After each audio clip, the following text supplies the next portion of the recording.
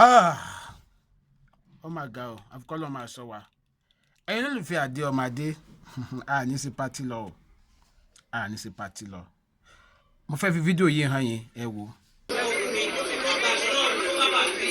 Fi Ọlọ́run bẹ̀ mọ́ ọkọ jáde. Ọgbọ́n ẹ̀ ń tẹ́yẹ bá fẹ́ di 70 ni o.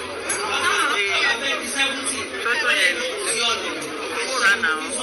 Ìgbọ́n ẹ̀ ń gbé hábì nínú sọ. Tí ọ̀gá mi wá sọ mi. Tí ọ̀gá mi náà tó bá pọ̀ jù. Ìbínú mo ní sọ̀rọ̀ tó bá jẹ wá dànù ẹ̀yọ́. Àwọn ẹnìkan jáde. À ń gbé wọn jáde fún ara mi. Ẹ má kó gbóògì mi. Àwọn èèyàn ló bá mi raṣọ, mo lè fẹ́ kọ́ wọlé, mo lè respect wọn, wọ́n ṣiṣẹ́ ní tọ́jú lówó wọ́n ti wọ́n gbàgbà lọ. Òun wọ́n mọ̀ bẹ́ẹ̀ àwọn ọkọ̀ òfin aṣọ mi, ọ̀gbọ́n fojú kò lè dá. Nítorí mo fẹ́ aṣọ yẹn lẹ́wọ̀. Nǹkan tí mo fẹ́ ni mo fẹ́, òfin ọlọ́wọ́ bá mi. Ẹ jáde. Gbogbo àwọn tá a wà ní kàlẹ̀, ojú òní wá sí.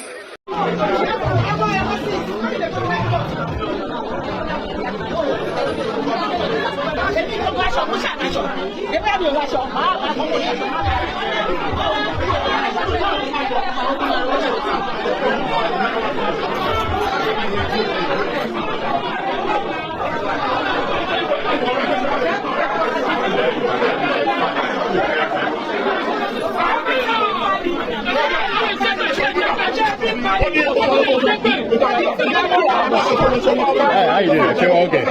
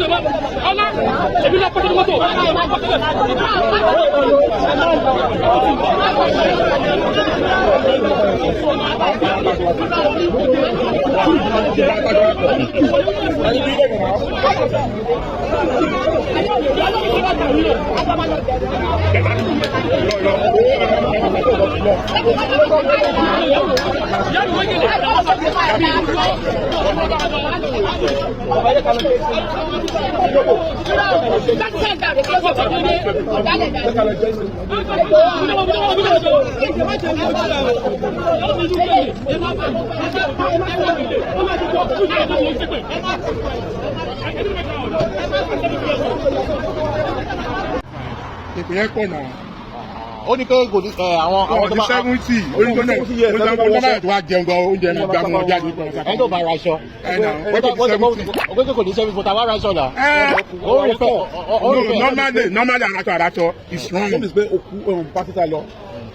Holy. There's something about this.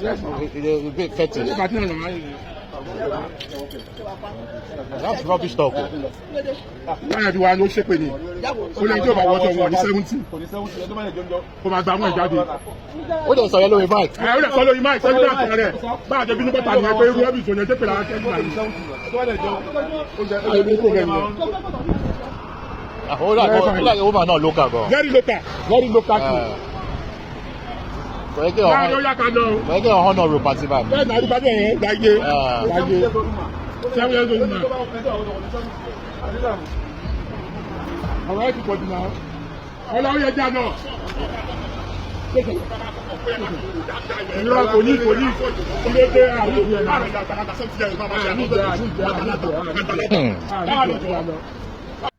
Ẹ ti wò. Bí ó tilẹ̀ jẹ́ wípé ọ̀pọ̀lọpọ̀ àwọn èèyàn ló ti ń sọ̀rọ̀ láti jọ́ tọ̀rọ̀ ẹ̀ ṣẹlẹ̀ pé kí ló lè mú ìyá ẹ̀ máa sọ̀rọ̀ bí eléyìí. UK orílẹ̀-èdè UK ni ìṣẹ̀lẹ̀ ti ṣẹlẹ̀.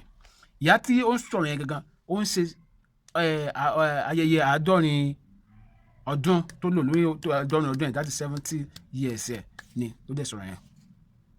Kí wá ló lè mú sọ̀rọ̀ ọ̀rọ̀ yẹn? Nítorí ó ní àwọn tó bá tura sọ kí wọ́n jáde, tí wọ́n bá jáde, tí wọ́n bá jó ń jẹun, wọn à ní tó ọjọ́ orí tó ń tó which is 70 years. Ṣùgbọ́n ẹnìkan wá sọ̀rọ̀ kan, ìkan nínú àwọn amòfin wa lórílẹ̀‐èdè ni wọ́n kọ́ sójú òpó Facebook wọn, ẹ jẹ́ ká wò. Ẹni nǹkan tí wọ́n sọ bẹ́ẹ̀ pé ó ṣeé ṣe kí ṣe mọ̀ pé àwọn èèyàn wa kọ́lọ̀ sanu wa èmi kọ́ mo sọ pé ẹ wò ẹ máa kà fúnra yín bẹ́ẹ̀ ṣe ń kà, ẹ má jẹ́ èmi ọkọ mi ìfẹ́ sọ ṣe ń kà, ẹ ti ń kà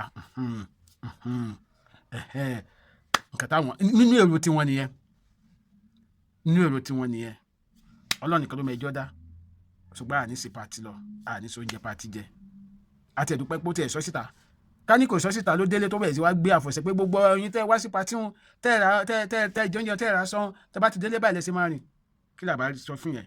Kí làbá ti sọ sí yẹn? Ilé ayé àfikún náà máa sọ wa.